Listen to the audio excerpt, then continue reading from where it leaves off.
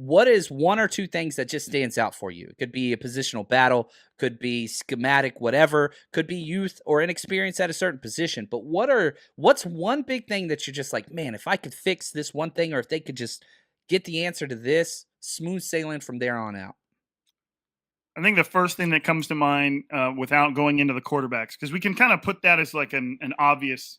I'll try and not get into that one because we know the 49ers have never had solidarity at the quarterback position. So why would they have it now? But edge rusher kind of concerns me. And yes, they do have a dude named Nick Bosa, but they lost a lot of talent on that defensive line. Javon Hargrave helps a lot, but he's kind of more of an interior-ish guy. He's so talented they could kick him out every now and then, and he'd probably win some matchups out there. But he's more of an interior guy. Who's opposite Nick Bosa that you're really expecting to have an impact? Charles Omenihu, he's out.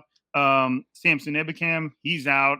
And not that those guys were top tier guys, but they were solid and reliable guys that you could put in there and not expect them to get abused and make a play every now and then. And now you're just like Drake Jackson, see the comment? Sure, but you're talking about a second-year player that was on the inactive list at the end of last season because he was not in game shape. They basically said throughout the season he wore down. And in the beginning, he sure flashed some talent, though, some moves. And Steve Wilkes says he spent the entire offseason in the 49ers building, in and around it, and has added a lot of weight, which is an interesting thing to me because he had some useless weight, the weight you don't want as a defensive player. I know a lot about that, Rob. Oh, me too, man. I mean, it's just I just don't have to rush a passer, so I can carry around that useless weight all I want. But so it's I think that a lot of pressure is on him. The 49ers would love for him to just come out of the gates hot and just be like, okay, here we go. We got a guy that can maybe push to 10 sacks. But Cleveland,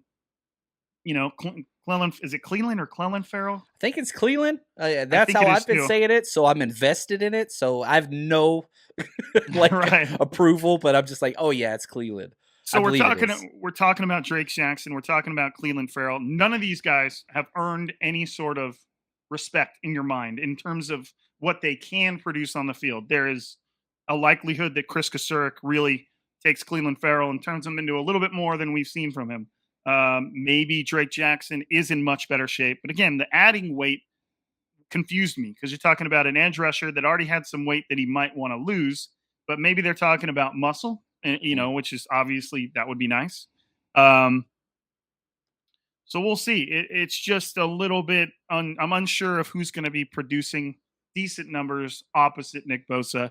And the more you can get somebody over there to take advantage of everything constantly swinging Nick's way. Is he talking about Joey Bosa? Yeah. Dan likes to play. He's a teacher as well. So we've got the teacher triumvirate going on here, which is awesome. Appreciate you, Dan. But yeah, he's joking around. I wish that was the case. But, the cap isn't real, but at the same time it is. So good luck with that.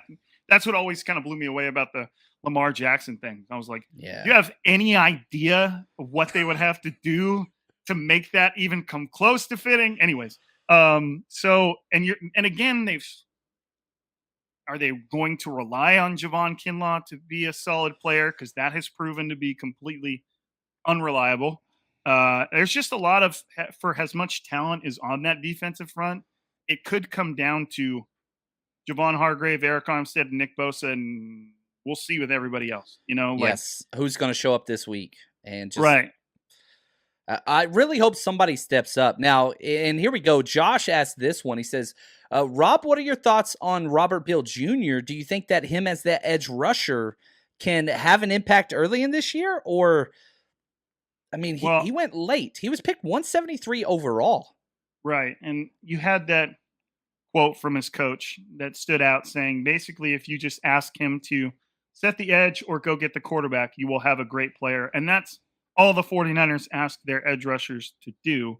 So maybe there's a surprise there. At the very least, you've got a rotation of Beal, Farrell, and Jackson that should be able to, via fresh legs and some development from some of them, hold something down. You know what I mean? But nobody opposite Nick is really, in my mind, is anybody that I'm looking at to like pick up the mantle for what's left. So, but if there's one coach you're just going to say I trust in, it's probably Chris Kocurek. So I do love that they have, with the new defensive coordinator change, I love that we have like a stalwart at all three levels with Holland, Bullocks, and Kocurek. Like, I really like the experience and the continuity between the head positional coaches that I'm really, really excited about. And man, I'm really excited about Holland, because if Wilkes is in the booth, that means Holland's going to be down on the field making, he's going to be the guy probably leading the 11,